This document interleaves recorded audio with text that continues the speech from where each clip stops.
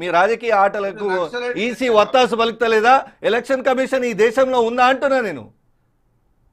మేము హర్యానా విషయంలో case to case చాలా డీటెయిల్ రిపోర్ట్స్ సబ్మిట్ చేసినాం ఈసీకి. యాక్షన్ ఇది.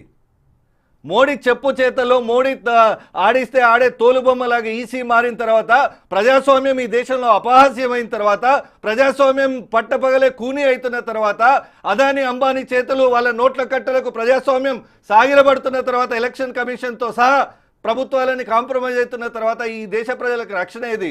మళ్ళా గదే రాహుల్ గాంధీ గారిని కోరుకుంటూ వెతుక్కుంటూ వస్తారు రేపు రాబోయే ఎన్నికల్లో. మీరు చూస్తుండండి. ఒకటి, జార్ఖండ్ లో ఎన్నికలు 2 సార్లు ఎందుకు పెడతారు మీకు తెలియదా? జార్ఖండ్ లో నక్సలైట్ ప్రభావిత ప్రాంతం, అత్యధిక నక్సలైట్ ప్రభావిత ప్రాంతం జార్ఖండ్. అలాంటి చోట 2 దఫాలుగా పెట్టాలా? దేశంలో ఎక్కడ ఎన్నికలు లేని టైంలో ఎందుకు పెట్టిండ్రు? ఇంకోటన్నా, మీకు ఫోర్స్ ఉంది కదా రగన్న. ఎందుకు కాంగ్రెస్ పార్టీ, శరద్ పవార్ వీళ్ళంతా ఒకటే ఫేజ్ లో ఎందుకు పెట్టారు? మాకు 3 ఫేజుల్లో పెట్టిన ఎందుకు అడగలేదు? మరి మీరు ఎందుకు ఎన్నికలు పార్టిసిపేట్? మేము అడిగితే పెడతదా? మోడీ చెప్తే కదా పెట్టేది. అరే మీరు అడగాలి, ఎన్నికల కమిషన్ మస్తు అడిగినాము, ఎన్నికల కమిషన్ అన్ని పార్టీలతో మస్తు అడిగినాము అంటున్నా. బెంగాల్లో 8 దశల్లో ఎన్నికలు పెడితే మేము ప్రొటెస్ట్ చేసినాం.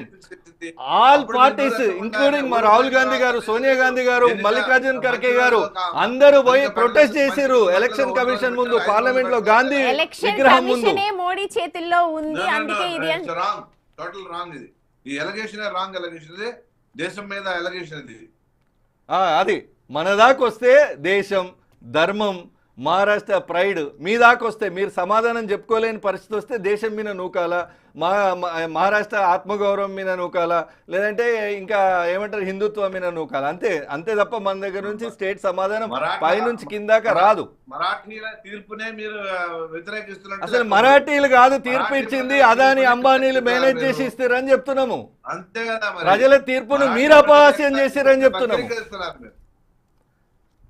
ప్రజలు ఇచ్చిన తీర్పు ఒకటైతే మీరు మ్యానిపులేట్ చేసేది ఇంకోటి అని చెప్తున్నాము. మాట్లాడితే మీకు ఎంత ఎంత ఎంత చెప్తారంటే, మామూలుగా బీజేపీ గెలిచే స్వింగ్ ఉంటే వాళ్ళ హడావిడి వేరే ఉంటుంది. మార్నింగ్ నుంచే ఓ గానా బజానా అంతా.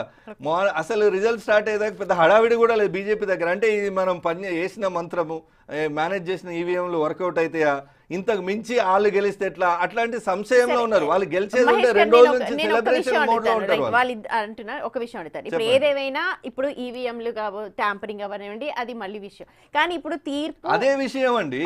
మళ్ళీ విషయం ఏంటి? ఈ తీర్పు ప్రజలు ఇచ్చిన తీర్పు కాదు. ప్రజల తీర్పుకు విరుద్ధంగా మోదీ, అదాని, అంబానీ వాళ్ళ ఆర్థిక అవసరాలు బాంబేని, ముంబైని కాపాడుకోవడం కోసం తీసుకొచ్చినటువంటి తీర్పు ఇది.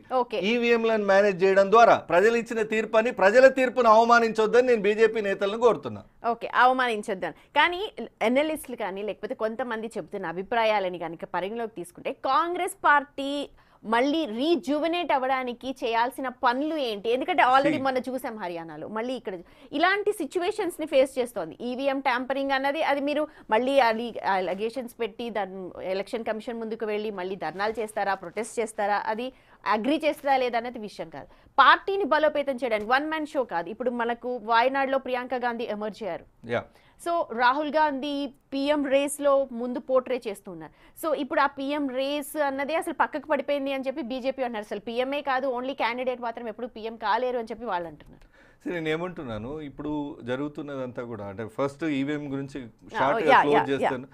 ఎలక్షన్ కమిషన్ తన క్రెడిబిలిటీని పోగొట్టుకుంది. మేము ఇచ్చిన 14 చోట్ల ఈవీఎం మెషిన్ల యొక్క బ్యాటరీలు 100% ఎట్లున్నాయి, ఇవి రిప్లేస్ చేయబడినాయి అంటే ఇది యాక్సెస్ లోకి పోయింది, మీ సెక్యూరిటీ కాంప్రమైజ్ అయింది, మీరు వాళ్ళతో కొల్యూడ్ అయిందని చెప్పినాము. కాబట్టి ఎలక్షన్ కమిషన్ ని కోర్టులు ఆర్డర్ చేసే పరిస్థితుల్లో ఈ రోజు మన చట్టాలు కూడా పెద్దగా స్ట్రిక్ట్ గా లేవు. ఎలక్షన్ కమిషన్ దాని మీద మాకు సమాధానం ఇచ్చే వరకు ఖచ్చితంగా వాళ్ళు ఇది మోయాల్సిందే, దీనికి సమాధానం చెప్పాల్సిందే. 1. 2, ఈ రోజు నిన్నటి దాకా ఒక లెక్క, ఇప్పటి నుంచి ఇంకో లెక్క.